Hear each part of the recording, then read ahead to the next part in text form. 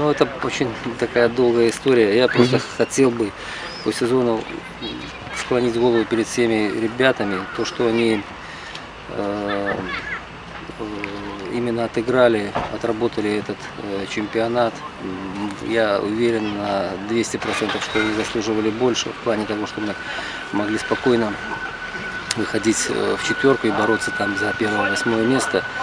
Но есть объективные причины этому. Вот. Я думаю, что если у нас составляющая финансовая будет немножко лучше, не лучше, она просто будет, то я думаю, все решаемо, все по плечу.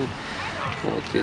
Мелочей в футболе не бывает, потому что вот, если, хотя и власти и стараются, и хотят как-то помочь, но пока, я так понимаю, наверное, немножко не совсем все получается в экономике, я не знаю, наверное, так, я не экономист, поэтому если немножко будет, так, финансов, когда ребята могут приезжать, кушать полноценный тренировочный процесс, все кардинально может поменяться.